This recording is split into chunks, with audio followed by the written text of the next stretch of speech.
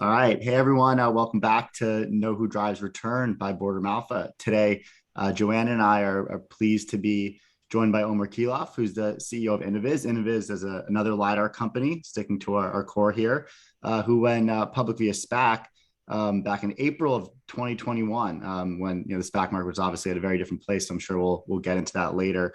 But first, hey, Omer, thanks so much for taking the time out of your day to talk to us today. Yeah, definitely. We're not just another LiDAR company. We're the LiDAR I company. appreciate that. I appreciate that.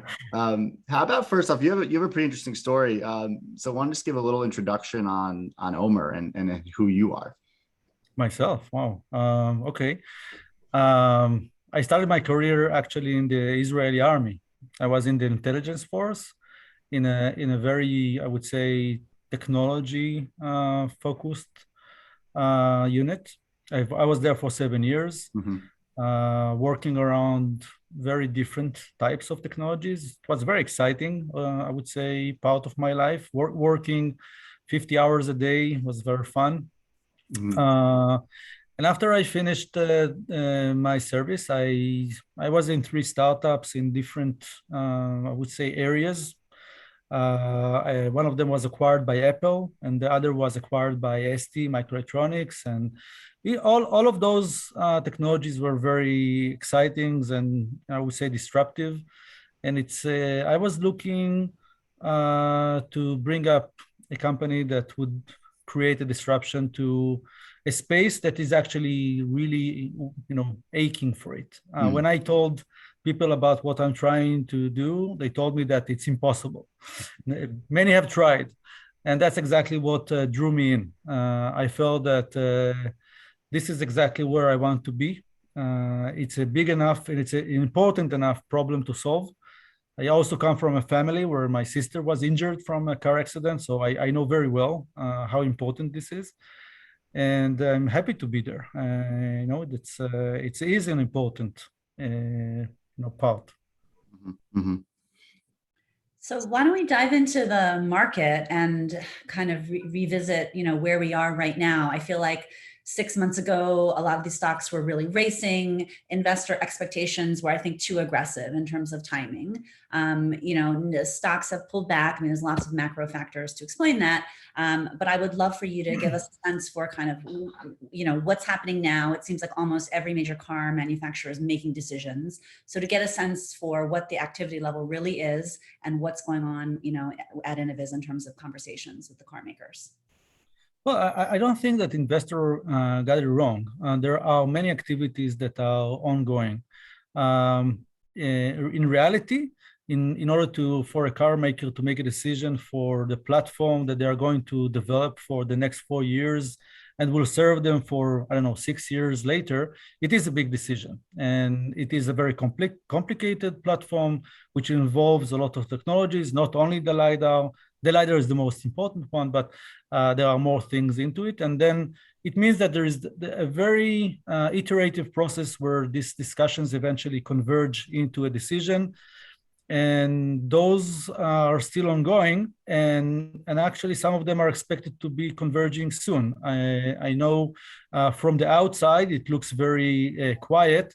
But I can assure you that there is really a lot going on. Very big car makers that are making decisions for very high volume. Of course, when you have 6 or I don't know how many LiDAR companies in the market, not all of them are in these discussions. And I think investors are trying to figure out which of those will eventually be successful. All I can say that Innoviz is definitely in these discussions, and I think that we have very good confidence that we will be able to get a big portion of the market through the products that we are offering today to car makers. Yeah. So, what would you say? You're right. There are, I don't know how many official LiDAR companies there are, but we even saw 2 de-SPACs this year, right? So they're still coming out. If you had to encapsulate why Innoviz is going to be in that winner circle of us, to select 2 or 3 that makes it, what do you think are the real differentiators? Well, when a car maker is making a sourcing decision, he's looking for several things, not just one. It's about meeting a certain performance, which allows them to meet safety goals. And the performance that we are offering with our product, Innoviz II, which is a new product, is, I think, provide them any safety goal that they are looking for.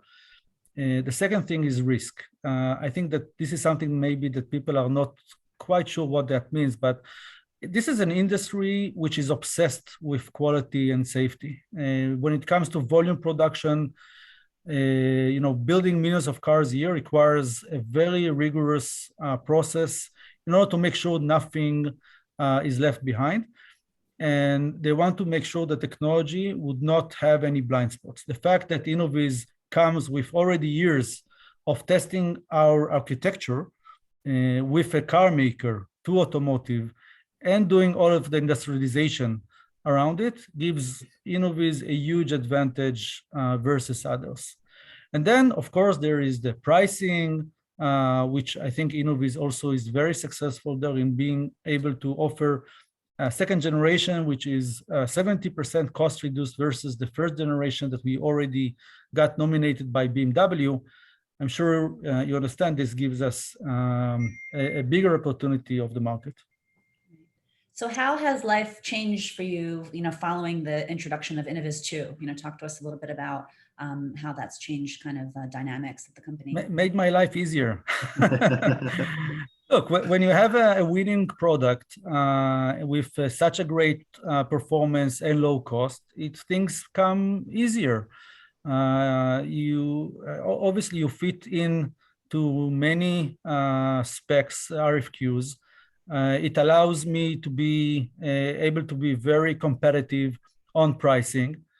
And look, when you're talking with car makers that are not premium, right, like just BMW, and you want to be sourced by a very high volume, production deal, price is very critical. And having the ability to come in a decision window, which is also very critical, because if I would come next year with a product that it was good, it's too late.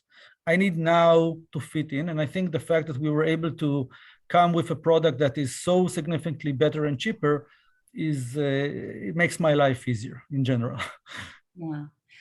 If you look at some of the announced models, across the board of car makers that are going to include LiDAR, they're all, kind of luxury high-end cars.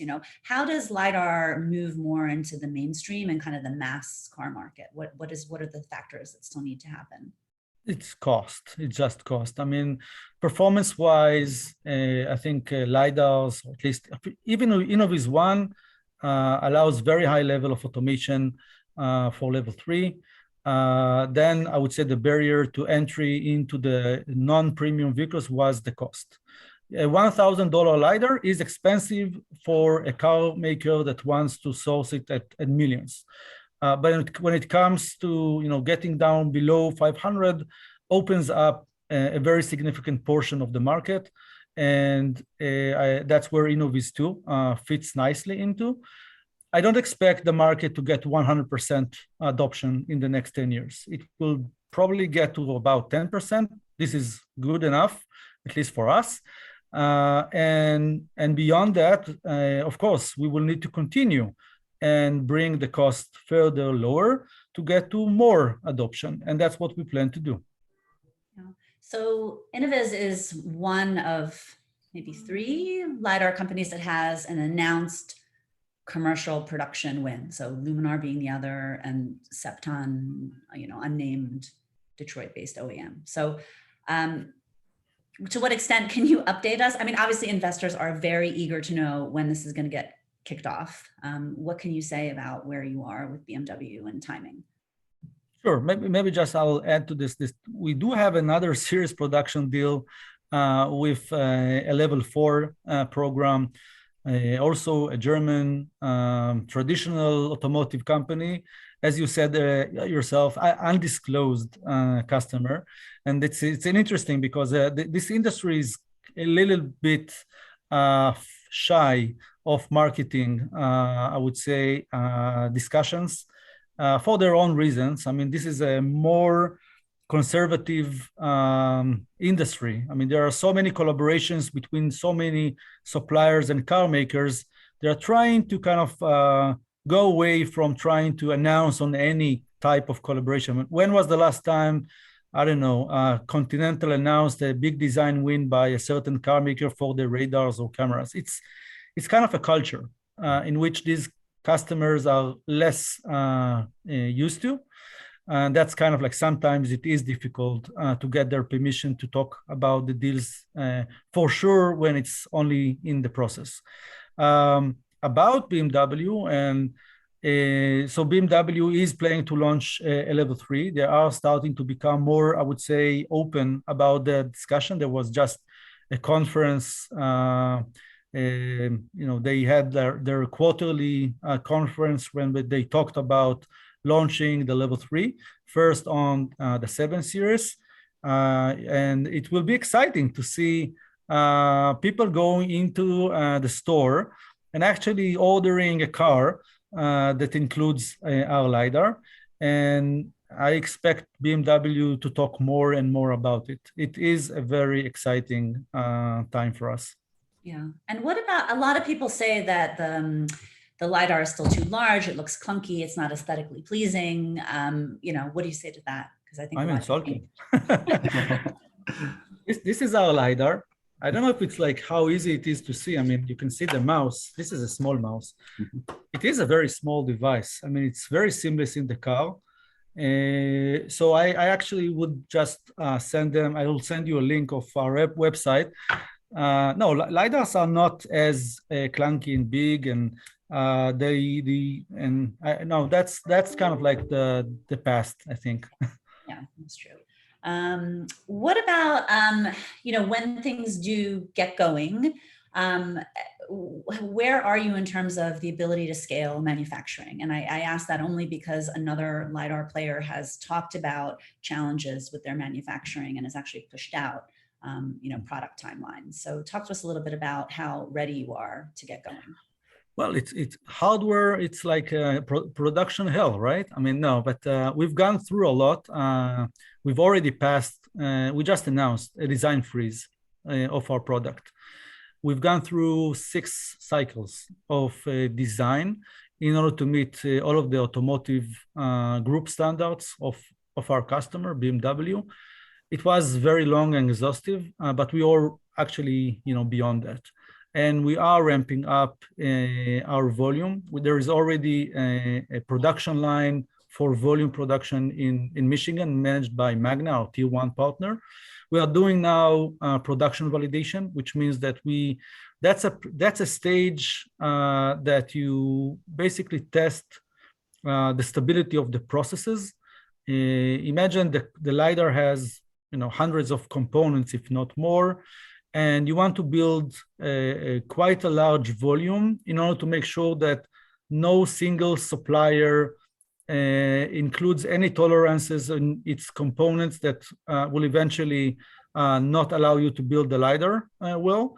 And I think it's going quite well. We are planning to converge on this process this year in order to get ready for launch. So it's going well. Overall, it's going well. The yields are improving and the process is becoming more stable. I don't think that would be stopping us to meet the timeline. Yeah, and given like all of the supply constraints that we've seen on the car side, on the EV side, which is like very well known now, do you see any such issues, on the LiDAR side? Not right now. No, I don't see. I mean, most of the components that we need or use is designed by us. We use fabs that are not in those bottlenecks. We only in Innoviz I we use 4 laser diodes, not hundreds. We're not consuming much components. And of course, not such that are very unique, I would say, other than our own, and we use our own fabs for that. You talked about on your earnings call, you alluded to a second company, an automated shuttle type application. Can you talk about that a little bit, or what can you say about that? Yeah, sure. I mean, that's actually what I was referring to earlier. It's a program that is due to launch end of this year or beginning of next year. It's going to be first introduced in Germany.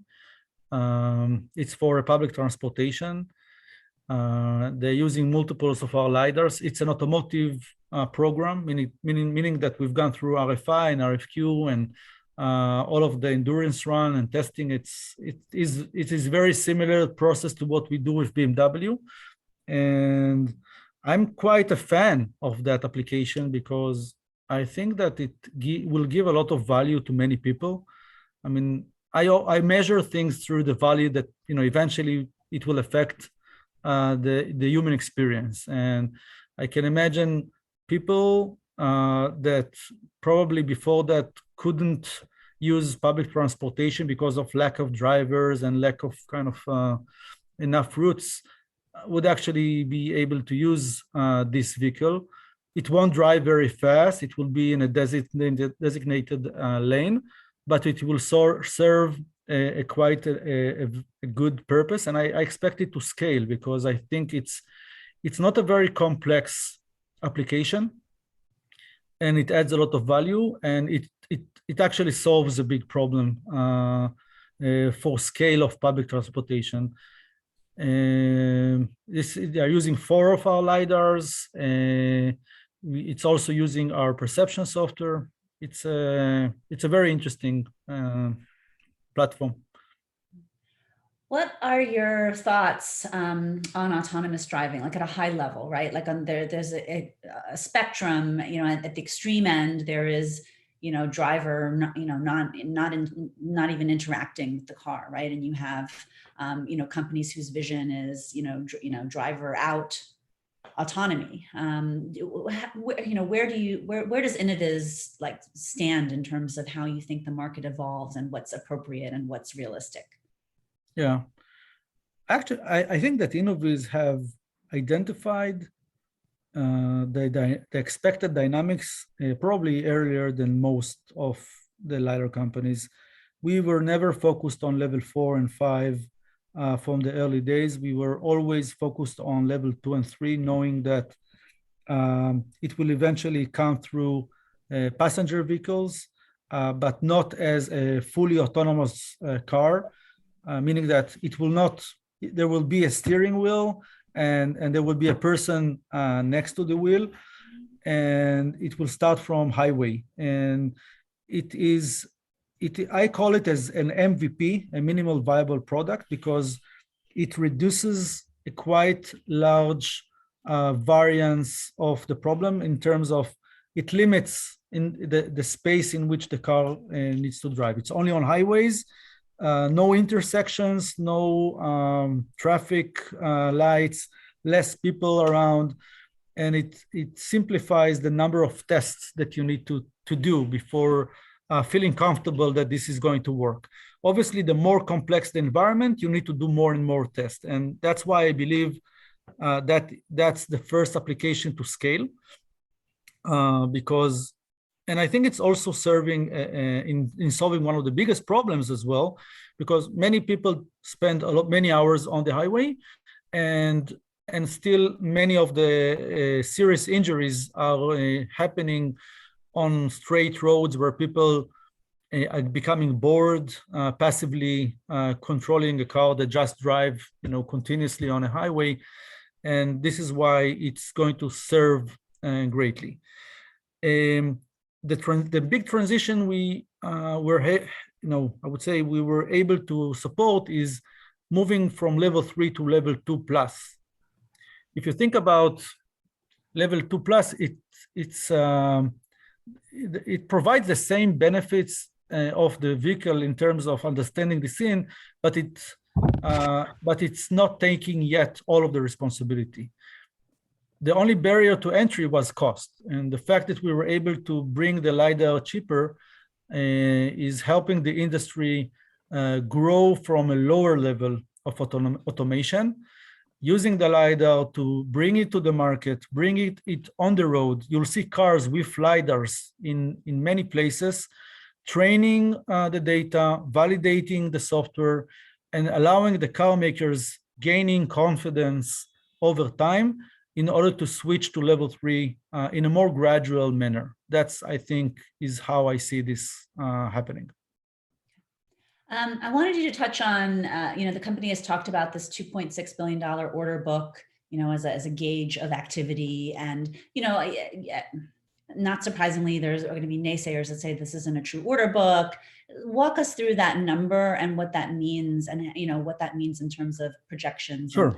And revenue. Sure, and we expect to make it bigger, by the way. Not okay. Okay, let me try to explain how our order book works. And basically, we were awarded with the BMW program. BMW platform is relying only on Innoviz LiDAR. There's no other LiDAR in the platform. And BMW already talked publicly about using it on the 7 Series, the 5 Series, and the iX.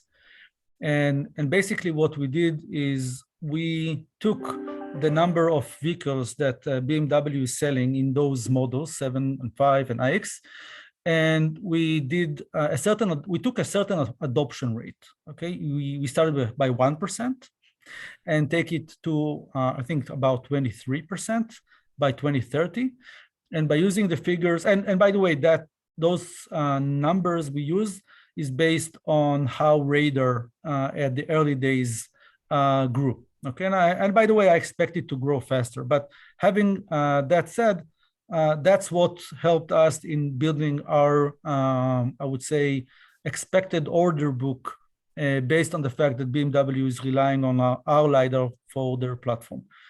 This is for the BMW program. For the shuttle program, since there's no IHS numbers, that's not something that we could practice. And by the way, this method which I used is very common. This is how tier ones use when they win a business. It could be higher, it could be lower, but that's kind of how this market is used to build their order books. Now, when it comes to the shuttle program, we couldn't do this model. We just used, we got from the customer his 3 scenarios in which he expects the application to grow.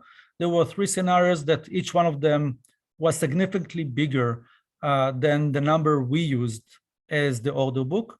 What we did was a certain weighted average between what's the committed volume and what's the scenarios in which they expect it to happen. And we took like 75% for the committed volume and 25% for the average of those 3 scenarios. And that's what allowed us to get to the order book. I would add that recently the customer has doubled the number of LiDARs he plans to use on the vehicle. And that's why we increased the order book from 400 to 600. We didn't double it. We just decided to be a bit more conservative, as we try always. That's how we did. Makes sense. Do the car makers know, when they engage with you, do they know precisely the features that they want to enable with the LiDAR? So I don't know, in the case of BMW, do they already have in mind, we want the LiDAR to connect to advanced braking functionality or to steering, and how does that evolve? Yeah, sure. I mean, that's okay. When a car maker is doing a sourcing process for an RFQ, it is already derived from a certain functionality. Otherwise, they cannot guarantee, or they cannot define well what they are looking for. The way it works is, let's say that the car maker wants to have an autonomous vehicle that drives at 80 miles an hour. Now you have safety engineers that needs to break it down to what sensors the car needs to have in order to support that safely. Okay, and of course, with that velocity, you need to have a certain distance of safety. And it means that you need to be able to detect a person at 150 meters and a car. And basically what they do is they translate those requirements into resolution, range, frame rate, etc. And then it goes into very, very detailed requirements on connectivity and cybersecurity, and many other things that they needs to interconnect into the car. And also, it's also related to the perception software, because when the RFQ is not only translated to resolution, range, etc., it's actually more focused on the perceptions of the capability. How far and how fast, meaning delay meaning, you are able to classify a person or a car or a motorcycle, and those are the elements they use in order to make sure they can meet their feature set. Yeah. So this kind of, it seems like there's a roadmap. I mean, I don't know. I have a sense that maybe these LiDARs get initially installed with a certain number of applications, and that could grow over time. Yeah, yes. I mean, the programs that we're competing on today are split between different sets of requirements. One car maker he wants to drive 80 miles an hour, and the other is only 60 miles an hour. But they have different requirements on size, on pricing sensitivities, etc. It's very diverse. I wanted you to touch on Innoviz 360 a bit, only and also in the sense that we're starting to see other LiDAR companies focus on non-automotive markets, or, so to what extent do you see that as an opportunity for Innoviz, and what are some of the other applications you see for Innoviz 360? Oh, the 360 is not only for non-automotive. The dialogue about doing the 360 started with when certain car makers did approach us to talk about needs for 180 or 270 degrees. Okay, and we took the discussion from there to see how we can use our technology to support their needs. The advantage of Innoviz II, the fact that basically the only difference between Innoviz II and the 360 is that we're using the same optical engine that we designed for Innoviz II, which is a very low cost but super high performance. But instead of spreading the light towards like into the front, we're using a scanner for 360. We're not rotating lasers and detectors. We are just using a different scanner. And we saw that we have so much high optical budget, we call it, like a very high performance and very low cost. We can definitely spread this energy in a 360 manner. And if you see this market of 360, you see that, while we were bringing Innoviz II to a product that is, I don't know, hundreds of times better than what it existed 6 years ago, you see that in the 360 sector, it grew from 64 lines to 128 lines, right? It's like we are with Innoviz II at 800. And definitely it is really craving for innovation. And we're bringing a 360 solution that is going to be 10 times better than the best-in-class LiDAR at a fraction of the price. Of course, we will be very happy to step in there, and it will serve automotive and non-automotive, and it will give us another TAM with a product that is going to be, I would say much better than the existing solutions. I mean, why not?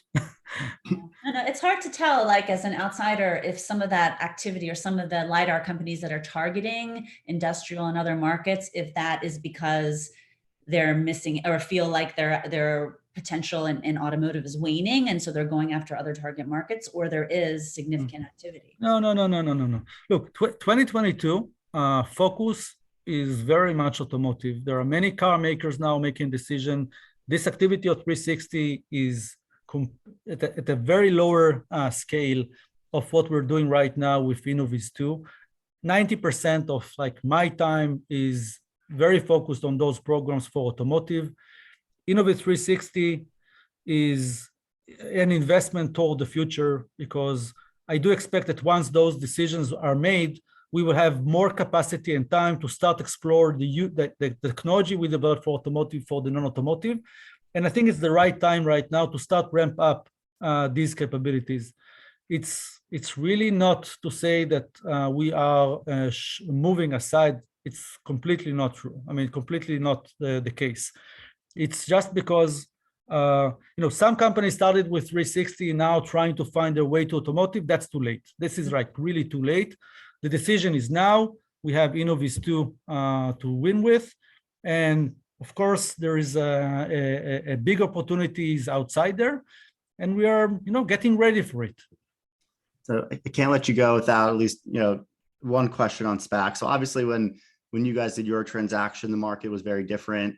A lot of hype around the SPAC market. You were actually able to keep the SPAC proceeds, which most companies today aren't able to do.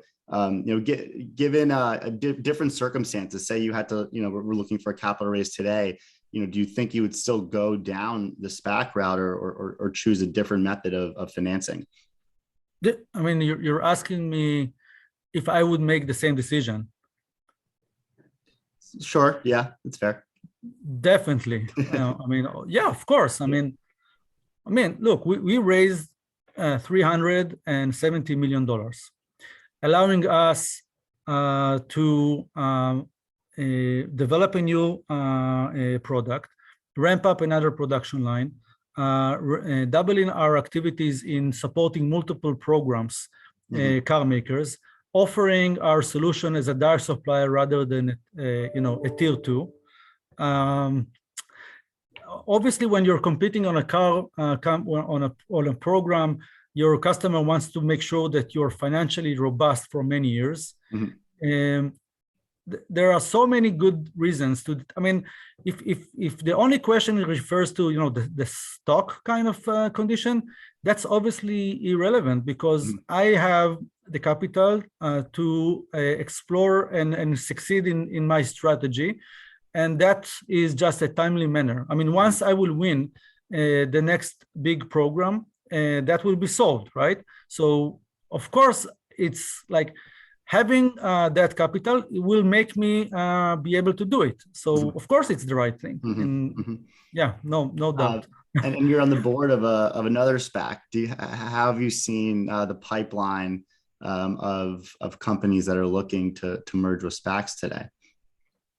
I'm on a board of a SPAC. Yeah, I mean the SPAC owners of that we merged with invited me to join their board looking for their next company. I'm happy to be there. I'm more as a technology, I would say advisor. It's great to find and talk with companies.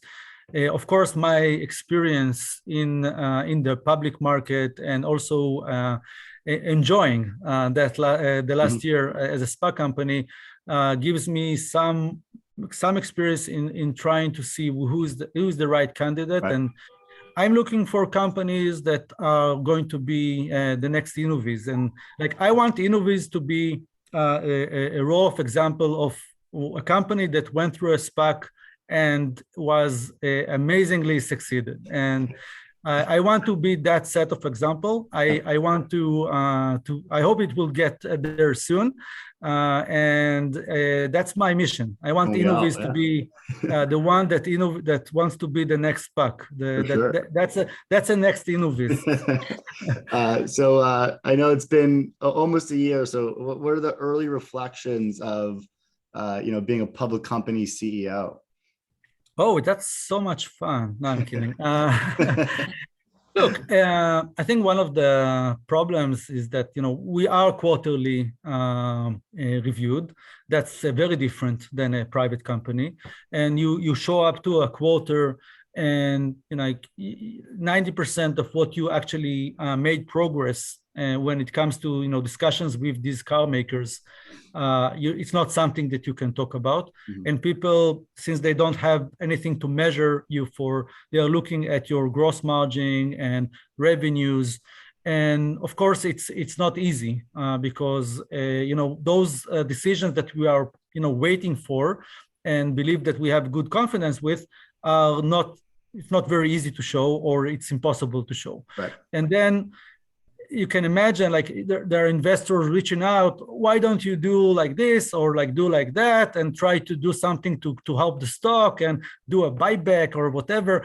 And it is. I'm trying to keep my eye on the ball and like really do what investors expect me to do, and not to be very concerned with like today, and make sure that I fulfill my mission. And my mission is to win big contracts that will make us not 10% higher or 15% higher.